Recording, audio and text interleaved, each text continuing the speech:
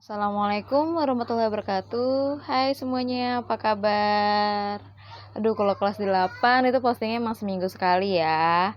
Jadi, kita belajar lagi. Ya, sebelum belajar kita berdoa dulu. Semoga apa yang kita pelajari mudah dipahami dan bernilai manfaat untuk kita. Berdoa dimulai. Oke, sekarang kita masuk ke materi selanjutnya pada struktur tumbuhan. Kemarin kita udah ya tentang sel, kemudian jaringan, ya kan. Kemarin kita kayak misalnya ngebahas ada sel-sel punca yang aktif membelah, kemudian kumpulan-kumpulan dari sel punca dia membentuk jaringan meristem.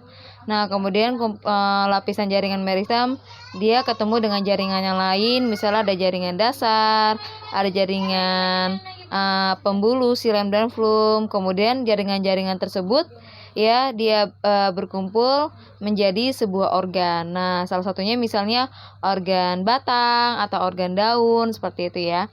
Jadi sekarang kita sudah masuk ke organ. Nah, untuk organ itu sendiri ini kita akan pelajari ada 6 organ pada tumbuhan yang umumnya adalah pasti pada tumbuhan tingkat tinggi punya akar, ya, daun, batang, ya kan. Nah, tapi kalau misalnya dia sudah bukan hanya sekedar tumbuh, tapi dia sudah berkembang, ya, sudah memiliki kemampuan berkembang biak, maka nanti akan ada bunga, kemudian ada buah dan ada biji, ya. Oke, swipe up, kita pelajari satu-satu. Yang pertama adalah akar, ya, dimana fungsi utama akar itu adalah sebagai organ, ya, untuk membantu penyerapan air dan mineral yang ada dalam tanah. Makanya akar ini dia tumbuh, ya, secara memanjang ke bawah, ya, atau disebutnya geotropisme positif, ya. Jadi tumbuhnya itu mengarah ke bumi atau dia itu mencari sumber air. Jadi dia akan tumbuh memanjang kemanapun, yang penting dia mencari sumber air gitu. Nah, di sini akar itu sebenarnya memang fungsinya utamanya adalah untuk penyerapan. Cuman ada beberapa tumbuhan yang dia memiliki fungsi lain, seperti akar pada lobak, pada wortel, atau pada umbi-umbian yang dia berfungsi sebagai tempat penyimpanan cadangan makanan gitu. Makanya akarnya dia malah jadi buah gitu kan, karena banyak sekali mengandung vakuola pada akar tersebut. Makanya sebagai tempat penyimpanan cadangan makanan dan akarnya berubah menjadi buah. Kemudian ada juga yang sebagai tempat pertukaran udara, kayak misalnya berarti akarnya ini banyak mengandung lentisel, ya, sebagai tempat pertukaran udara. Contohnya adalah pohon bakau. Nah, kalian lihat kalau misalnya pohon bakau ini dia hidup di rawa-rawa kan. Nah, kemudian akarnya ini dia tidak tenggelam keseluruhan ke dalam air, tapi dia agak ke atas gitu, ya, menunjang ke atas. Kemudian fungsi utama lainnya selain penyerapan air itu tadi ya fungsi tambahannya. Kalau fungsi utama lainnya adalah memperkuat berdirinya tumbuhan.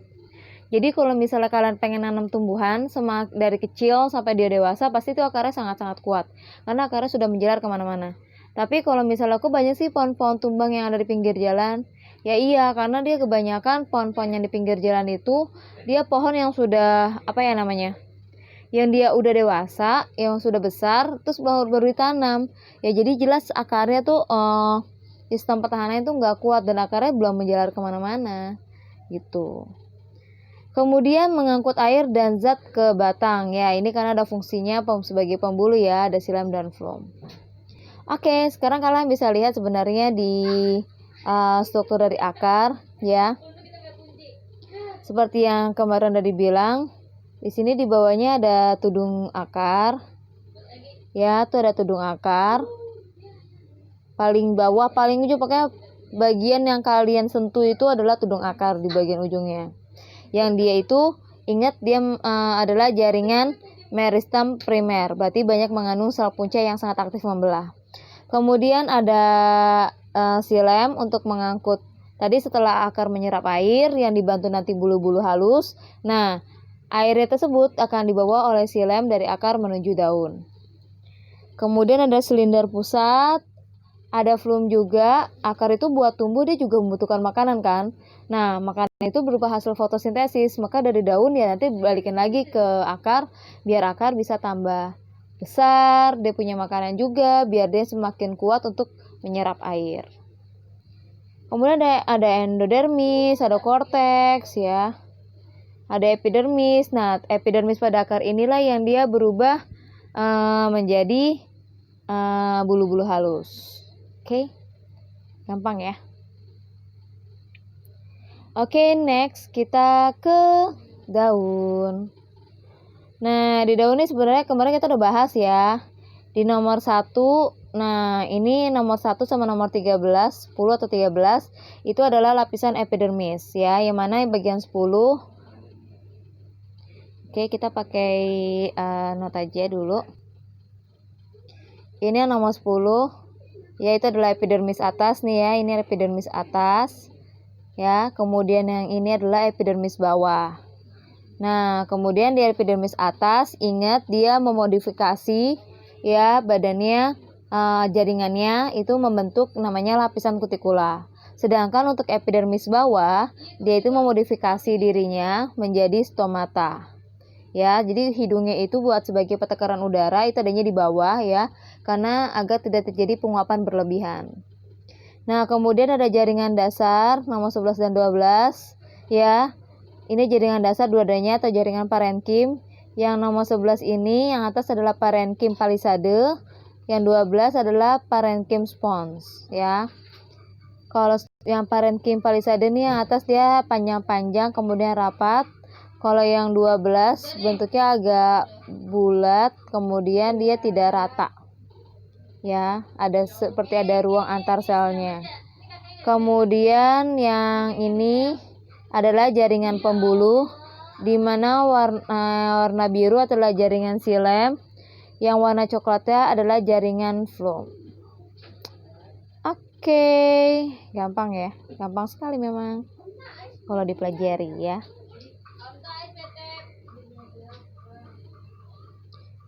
Selanjutnya, nah di sini tadi kan di daun itu tadi di parenkim ini tuh lihat banyak hijau-hijau titik-titik hijau ya, itu adalah klorofilnya sebagai tempat fotosintesis. Nah, kamu bisa lihat nih di sini. Jadi di daun itu tepatnya di kloroplas. Nah, itu terjadi proses fotosintesis. Di yang mana pertama itu dia punya bahan. Ibaratnya kalau misalnya kloroplas itu adalah dapur bagi tumbuhan ya kan.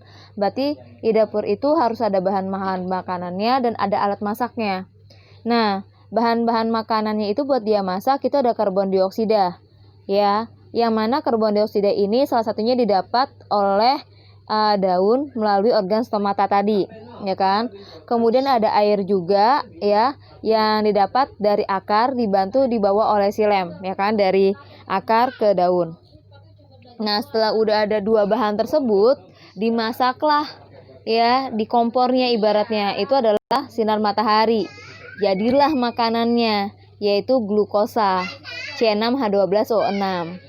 Nah, inilah energi bagi tumbuhan, yang mana nanti dia akan diedarkan ke seluruh organ tumbuhan dengan bantuan phloem. Nah, kemudian ada zat sisanya, kan kalau kita masak ada asap-asapnya gitu kan. Nah, itu asapnya itu adalah oksigen. Nah, oksigen ini nanti akan dikeluarkan salah satunya melalui daun, ya, melalui organ yang namanya stomata juga. Jadi, ya, inilah proses dari fotosintesis. Oke? Next, selanjutnya adalah di batang, ya. Dimana batang ini pada gambar itu adalah batang. Yang ini adalah batang dikotil, ya. Ini batang dikotil, yang ini batang monokotil, ya. Nah, yang mana kalau batang dikotil biasanya emang gampang diamati karena dia lebih teratur gitu ya. Berkas-berkas pembulunya, pembuluh pengangkutnya. Ya, di sini ada xilem. Kemudian yang ini phloemnya nih. Akan kemudian ada apa namanya? Ada kambiumnya, ya. Ini yang membentuk lingkaran kambium atau nanti dia jadi lingkaran tahun gitu ya. Kemudian ini empulur, nanti ini kambium lagi. Jadi nanti kambiumnya ini nanti akan semakin bertambah. Kalau di gambar ini berarti kan kambiumnya cuma ada 2 ya. Berarti umurnya baru 2 tahun gitu ya. Karena kambium itu juga dia kan juga bisa sebagai penentu umur dari suatu tumbuhan. Nah, kemudian kalau misalnya di monokotil, dia tuh kalian bisa lihat ya, berkas pembulunya, filum dan silamnya dia agak-agak berantakan gitu kalau di monokotil. Oke, tidak teratur ya. Oke. Kita lanjut ke bunga ya. Nanti kalian bisa baca sih di sini ya fungsi-fungsinya. Oke, kita masuk ke bunga. Nah, bunga ini berarti sudah menandakan kalau tumbuhan itu sebesar apapun tumbuhan, kalau dia belum punya bunga, berarti dia belum bisa berkembang biak ya. Dia belum melakukan perkembangan, hanya baru tumbuh. Jadi sebanyak apapun daunnya, setinggi apapun batangnya, kalau nggak punya bunga, dia hanya sekedar tumbuh. Dia belum bisa melakukan perkembangan atau berkembang biak. Nah, tapi kalau sudah ada bunganya, berarti tumbuhan tersebut dia sudah mampu, sudah siap untuk melakukan perkembangbiakan gitu. Nah, di sini untuk bunga makanya jangan dipetik-petik ya, karena buat tumbuhan tersebut berkembang biak. Nah, di sini untuk tumbuhan ini adalah bunga sempurna. Ya, bedanya kalau bunga sempurna atau bunga lengkap dengan bunga tidak sempurna atau bunga tidak lengkap, itu adalah dari organ yang tidak adanya. Jadi kalau di sini semua organnya ada, ya berarti dia adalah bunga lengkap atau bunga sempurna. Tapi satu aja bagian dari bunga tersebut tidak ada, nah berarti dikatakan dengan bunga tidak lengkap atau bunga tidak sempurna. Yang pertama di sini ada mahkota ya. Pertama ada mahkota atau disebutnya adalah petal. Dia biasanya warna-warni karena fungsinya itu manfaatnya adalah untuk menarik serangga agar dia tertarik untuk menghinggap di bunga tersebut ya. Dan itu juga sangat berfungsi, sangat membantu bunga tersebut untuk penyerbukan. Jadi serangga nggak akan mungkin merusak bunga ya, karena dia mengambil manfaat dari bunga ya. Salah satunya adalah nektarnya atau madu. Kemudian di sini ada reseptakel ya, tangkai bunga. Kemudian ada sepal, kelopak bunga. Kemudian ini ada benang sari. Ingat ya, nanti ada organ sama sel kelamin itu beda ya. Jadi kalau benang sari itu adalah organ kelamin jantan ya, organ kelamin jantan pada tumbuhan.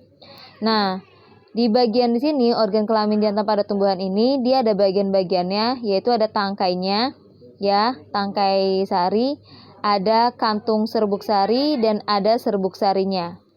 Oke. Nah, sedangkan di sini ada putik ya. Putik ini adalah sebagai organ kelamin betinanya pada tumbuhan ya. Nah, di sini ada kepala putik, ada tangkai putik, nah ada bakal biji sama bakal buah. Nah, tadi kan kalau misalnya si benang sari ini adalah sebagai organ reproduksi jantan, nah berarti serbuk sarinya ini ya, dia adalah sebagai sel kelamin jantan pada tumbuhan ya, atau sel spermanya tumbuhan. Itu adalah serbuk sari. Nah, sedangkan pada putik ya, nah putik ini adalah sebagai organ kelamin betinanya pada tumbuhan. Berarti bakal bijinya ya, bakal bijinya dia bakalan menjadi ya sel kelamin betinanya pada tumbuhan gitu. Nah, karena pada satu bunga ini ada 2 organ kelamin sekaligus kan ya. Nah, maka disebut juga sebagai hermafrodit ya, atau bunga berkelamin ganda. Atau disebut juga bunga banci, karena dalam satu bunga ada 2 organ kelamin sekaligus gitu. Oke. Next,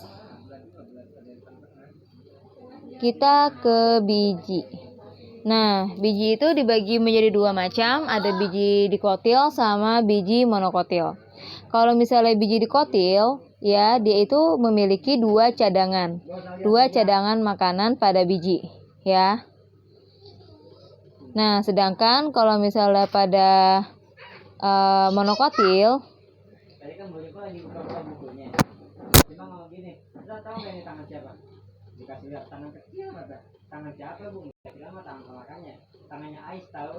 ini monokotil. Nah, itu adalah dia hanya memiliki satu cadangan makanan saja. Tuh, ya. Dia hanya memiliki satu cadangan makanan saja pada bijinya. Oke. Oke. Terakhir kita ke buah. Nah, di buah ini ada 3 lapisan, ya. Yang pertama adalah lapisan paling luar dulu ya. Ada lapisan kulit, ya, atau disebutnya exocarp, exit, luar, paling luar. Mesocarp, medium, mid, tengah-tengah, ya kan, bagian dagingnya yang kalian makan. Endocarp, in, ya, di dalam, berarti itu adalah bagian biji, gitu. Oke.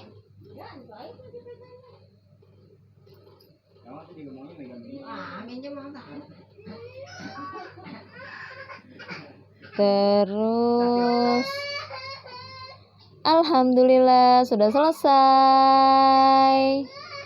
Pohon itu menghasilkan buahnya pada setiap waktu dengan seizin Tuhannya, dan Allah membuat perumpamaan itu untuk manusia agar mereka selalu ingat kepada Allah.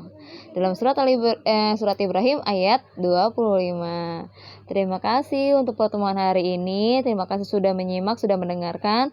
Semoga tidak menjadi sia-sia dan menjadi pahala ibadah untuk kita dan menjadi manfaat untuk kehidupan kalian, ya. Sampai ketemu di bab selanjutnya. Alhamdulillahirabbil alamin. Assalamualaikum warahmatullahi wabarakatuh. Dadah.